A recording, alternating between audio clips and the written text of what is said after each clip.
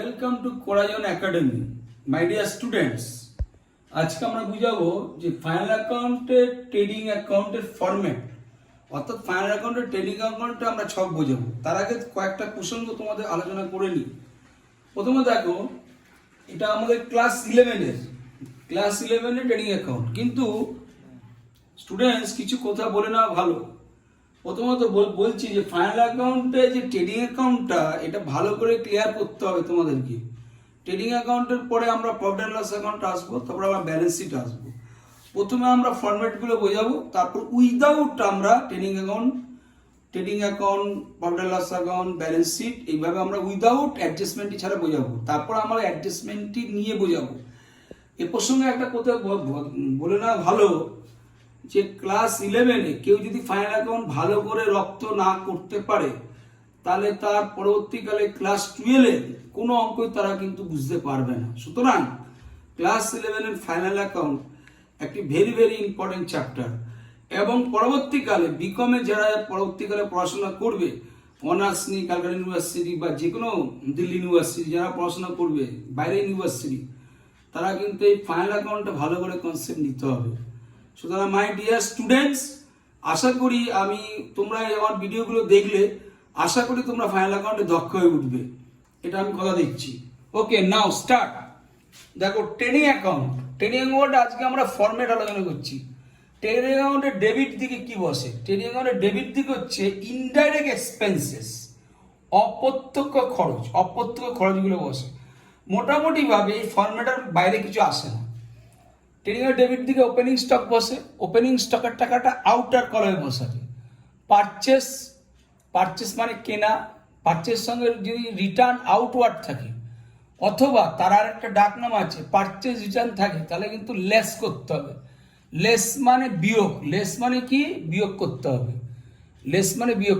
মানে ইনার কলমে পারচেসের টাকা দিয়ে দেবে, তার থেকে বিয়োগ করে আউটার কলমে বসাতে হবে। অর্থাৎ তোমাদের যদি লেস পারচেস আউটওয়ার্ড পরে রিটার্ন বলে, লেস করতে হবে, মাথায় রাখবে। ক্যারেজ ইনওয়ার্ড আর ক্যারেজ অন পারচেস একই কথা। ক্যারেজ ইনওয়ার্ড মানে পারচেস করতে গিয়ে আমাদের খরচা, ক্যারেজ মানে বহনি খরচ। অর্থাৎ কোনো মাল আমি যদি কিনতে গিয়ে আমাদের খরচা হয়, সেটা আমাদের কি হয়? ইনডাইরেক্ট এক্সপেন্সেস, অপ্রত্যক্ষ খরচ। অপ্রত্যক্ষ খরচগুলো ডেবিট দিকে বসে। মানে ক্যারেজ যদি না বোঝো, ফরম্যাটটা মনে রাখলেও হবে, তাও আমি ডিসকাস করে দিচ্ছি। তাহলে ক্যারেজ ইনওয়ার্ড তোমাদের ডেবিট দিকে বসে। এই নামটা চেঞ্জ করে আসতে পারে, ক্যারেজ অন পারচেস। তাহলে ক্যারেজ অন পারচেস ডেবিট দিকে বসে। টু ওয়েজেস লেবারদের মজুরি দেওয়া হয়, তাহলে আমাদের ওয়েজেসের টাকাটা ইনার কলামে বসবে। কিন্তু অ্যাডজাস্টমেন্টটি পরবর্তীকালে আমরা শেখাবো, আউটস্ট্যান্ডিং থাকলে অ্যাড করতে হবে। তাহলে আউটস্ট্যান্ডিং মানে বাংলা মানে বকেয়া, অর্থাৎ মজুরির টাকাটা বকেয়া আছে, তাহলে এই দুটো টাকা অ্যাড করে বাইরে বসাতে হবে।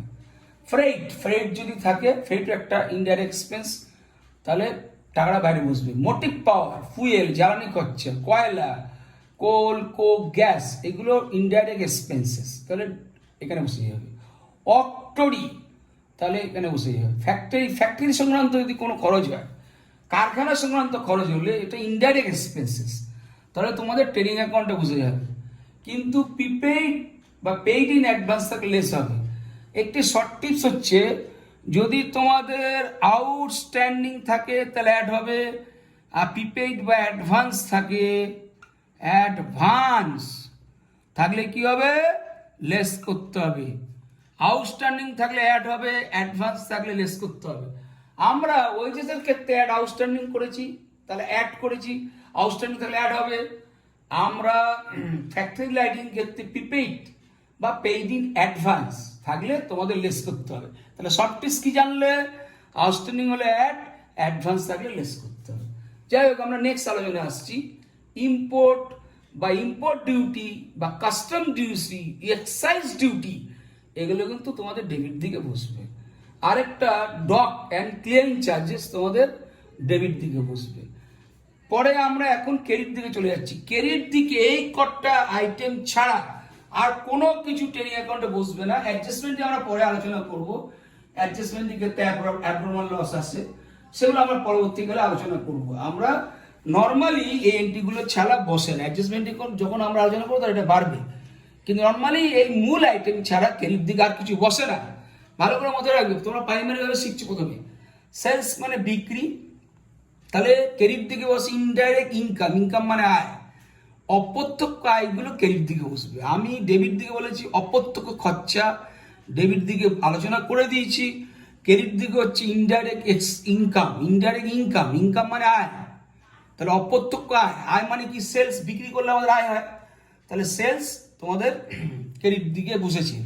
কিন্তু যেহেতু অ্যাডজাস্টমেন্ট লেস অ্যাড আছে, তাহলে রিটার্ন ইনওয়ার্ড হলে তোমাদের লেস করতে হবে, আর সেলস রিটার্ন হলে একই কথা, লেস করতে হবে। এই প্রসঙ্গে একটা কথা বলছি, জেনে নাও, পারচেসের ক্ষেত্রে রিটার্ন আউটওয়ার্ড, পারচেসের ক্ষেত্রে তোমাদের রিটার্ন আউটওয়ার্ড লেস করতে হবে, কিন্তু সেলসের ক্ষেত্রে রিটার্ন ইনওয়ার্ড। তাহলে পারচেসের ক্ষেত্রে আউটওয়ার্ড মানে রিটার্ন আউটওয়ার্ড, আর সেলসের ক্ষেত্রে রিটার্ন ইনওয়ার্ড বিয়োগ করতে হবে। অথবা রিটার্ন ইনওয়ার্ডটার নামটা না দিয়ে সেলস রিটার্ন, সেলস রিটার্ন থাকলে তোমরা সহজে বুঝে যাবে সেলস থেকে সেলস রিটার্ন বিয়োগ করতে হবে। কিন্তু অনেক সময় কোশ্চেন পেপারে আমাদের রিটার্ন ইনওয়ার্ড থাকে, তখন আমরা গুলি ফেলি, তা রিটার্ন ইনওয়ার্ড থাকলেও কিন্তু আমাদের সেলস থেকে বিয়োগ করতে হবে। আর একটা vital item closing stock, closing stock কিন্তু ক্রেডিট দিকে বসে। এছাড়া কিছু রেয়ার অঙ্ক দেখা যায় বা এক্সপোর্ট, এক্সপোর্ট থেকে ক্রেডিট দিকে বসে। এবার আমরা এর আগে তোমরা শিখেছো যোগ বিয়োগ করা, তবু আমি বলে দিই, এখানে ক্রেডিটের টাকাটা সাধারণত বড় হয়, ক্রেডিট টাকাটা বড় হয় বেশিরভাগ ক্ষেত্রে। ক্রেডিটের টাকা যদি এখানে এই টাকাটা ক্রেডিট, ধরো এই অঙ্কটার ক্ষেত্রে ক্রেডিট টাকাটা বড় হলো, তাহলে ক্রেডিট টাকাটা বড় হলো, বসালাম, ধরো 50,000 টাকা সামথিং হলো, এখানে 50,000 টাকা সামথিং হলো। এবার এইগুলো ধরো যোগ হয়ে ধরো 45,000 টাকা হলো, তাহলে 50 থেকে 50 বাদ দিলে 5,000 টাকা তোমার ব্যালেন্স বেরোলো, ব্যালেন্সের ফিগার, বিএ ব্যালেন্স ফিগার। তখন সেটা কি করতে হয়, যেহেতু আমাদের ফাইনাল অ্যাকাউন্টের 3টে ধাপ, আমরা প্রথম ধাপ শেখাচ্ছি এটা ট্রেডিং অ্যাকাউন্ট, তাহলে নেক্সট ধাপ প্রফিট অ্যান্ড লস অ্যাকাউন্ট, আমরা নেক্সট ভিডিওতে আলোচনা করবো। তারপরে হচ্ছে তোমাদের ব্যালেন্স শিট, কিন্তু আমাদের ওই এই গ্রস এই যে টাকাটা ব্যালেন্সটা পরে প্রফিট অ্যান্ড লসে ট্রান্সফার করতে হবে। যাই হোক, আমি মূল আলোচনা আসছি, এই যে বিয়োগ করে যে ব্যালেন্স ফিগার আসছে সেটা to profit and loss account লিখতে হবে, গ্রস প্রফিট ট্রান্সফার্ড, অর্থাৎ to profit and loss account লিখে এই অ্যান্সারটা এই যোগ বিয়োগ করে যে এটা অ্যান্সারটা বেরোলো সেটা to profit and loss account লিখতে হবে, যেটা ব্যালেন্সিং ফিগার, যেটা ক্যালকুলেশন করে যে উত্তরটা বেরোলো, যেটা অ্যান্সারটা বেরোলো। আর একটু নিচে ব্যাগ লিখতে হবে গ্রস প্রফিট ট্রান্সফার, কারণ এটা আমরা প্রফিট লস করতে গেলে এই টাকাটাকে ট্রান্সফার করতে হয়, সেটা আমরা পরবর্তী ভিডিওতে আলোচনা করব। তাহলে মাই ডিয়ার স্টুডেন্টস, আজকে আমরা ফাইনাল অ্যাকাউন্টে ট্রেডিং অ্যাকাউন্টের প্রথম বুঝিয়েছি আমরা, এটা উইদাউট অ্যাডজাস্টমেন্টিং এবং শুধুমাত্র ফরম্যাট বোঝালাম। আমরা নেক্সট ভিডিওতে তোমরা এই ফরম্যাটটা মুখস্থ করবে, যারা তোমরা আমার কথাটা ফলো করছো মাই ডিয়ার স্টুডেন্টস, তোমরা এই ফরম্যাটটা ফলো করবে। নেক্সট ভিডিওতে আমি এই ফরম্যাট ধরে ধরে তোমাদের বসুদাস বা দেদত্ত বা সিবিএসসি আইসিএসসি বোর্ডে যারা যারা যারা পড়ো, একই ফরম্যাট, বোর্ড আলাদা হতে পারে কিন্তু ফাইনাল অ্যাকাউন্টের ফরম্যাট সেম। কমার্সের বোর্ড আলাদা হতে পারে কিন্তু তোমাদের অ্যাকাউন্টস কিন্তু সেম, এটা কোনো ব্যাপার না। তোমরা যে কোনো স্টুডেন্ট দেখতে পারো, ওদের কোনো অসুবিধা নেই।